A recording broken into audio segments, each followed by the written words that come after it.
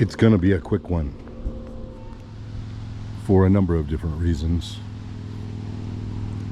including the fact that the wind is still very much up at this late hour of the sunlit day. Another reason being, my Sunday was a bit of a train wreck. It started off promisingly enough. Last night I went to bed at 8:15. I had no nap under my belt. I was just underslept and tired. And I was thinking, you know, this is perfect. I took a shower to relax me, and I settled down into bed thinking I'd be up at 4, right? And I could at last say that I'd met my sleeping window goal. But sometime after midnight, I just woke up and I could not get back to sleep. It wasn't any overt kind of anxiety. I just didn't feel tired. So finally about 4, I did go back to bed for a little while. Slept maybe another 2.5 hours. Then I got up again. Made it through the long day. And now once more, I'm aimed in the same way. Hoping to make an early, relaxed night of it and wind down. After completing, in a minimal way, my required service of a walk and a little piece of film. So, like I said, it was a bit of a fail day. But on the bright side, I ran into a couple of people my own age on Twitter who made me feel pretty good about at least doing what I'm doing. They were both women, and the first one I encountered in the wee hours during that time where I couldn't go to sleep. She was a successful Twitterer, maybe 30,000 followers. Her pinned post was all about how her manuscript about her victimhood had been completed and was now ready to go, and she was shopping it around to publishers. And the reason I encountered her at all,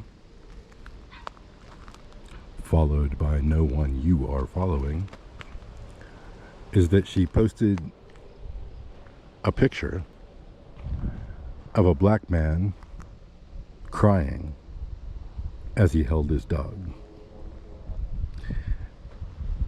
And she told a very compelling story about the picture, that she had encountered him at the shelter, the animal shelter, and that he was there to give up his dog because he was getting kicked out of his apartment. And this woman, the tweeter, the hero, organized a collection so that neither the man or the dog would have to be homeless, and he was so grateful. And I actually retweeted her story because I was really moved, right? And then I thought about maybe putting her on my followed list. You know, if she was going to move me like that. So I started poking around a little bit, and somewhere down the same thread, a gentleman from Oregon said, "Nice story, lady. Unfortunately, that picture you used is from 2016, and here are some tweets in which it has been used before. Except that the story then was that this was a gentleman who was there at the vet's office to have his dog put down for some kind of sickness. So I think you're full of shit." And this woman, I ended up, like, in my frustration at having been duped, calling her out as well underneath the Oregon guy's thread. And I said, let me know if I need to buy your memoir or not, because I really want to make sure first that it's not a pack of stolen clickbait.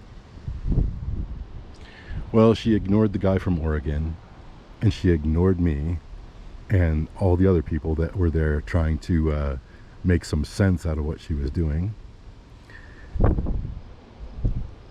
And she kept on posting heartfelt stuff about her own victimhood and the victimhood of others.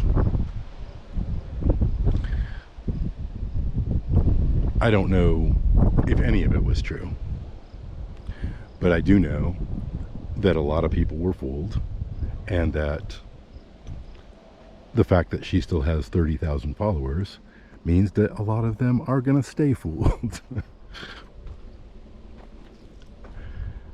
I can't imagine anything more deeply disgusting than that. And I'm not her. I'm committed, at least in my minimal way,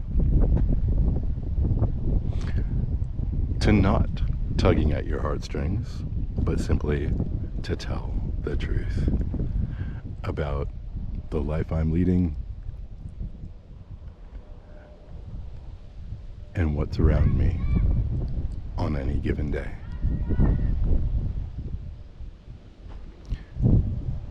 Including children screaming for their dogs.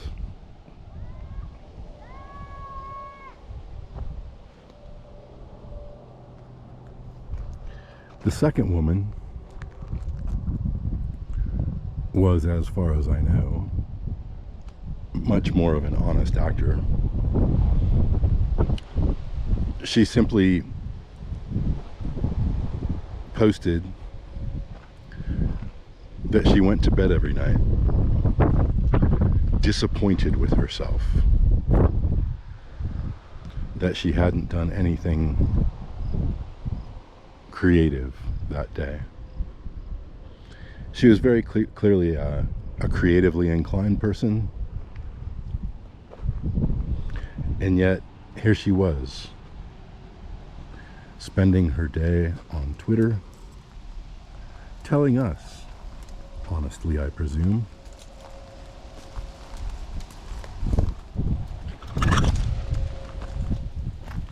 about her own inability to break through and live creatively as she wanted to and should. So I threw a little dime store advice her way, and I moved on. And here now tonight, I feel like at least I know that I'm not going to have to go to bed disappointed with myself. Maybe not very proud of myself, but at least not disappointed. I think the America that we live in is full of both those types. The victimhood hustlers, liars, cheats, shills. The non-victimhood liars and cheats and shills that work in the mainstream media, or try to keep one foot in ethics as they struggle with some PMC job. And I think the world, the country, the empire is also filled with people who have been broken. I have scorn for the first, I have empathy for the second, and I thank whatever goddesses there may be that I'm neither one. To thank her lordship for, but it's what I've got for you this one night. Now, I'm gonna finish my walk. I'm gonna go home and take a shower. I'm gonna ease myself into my bed once more. And I'm gonna hope for better things. For myself, for those I love, and for you.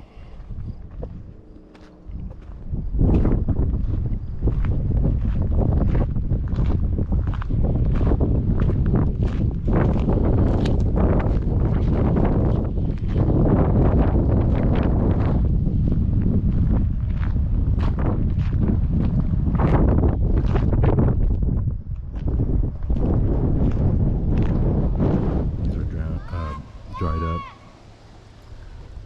And these are fresh. Ironwood, everybody.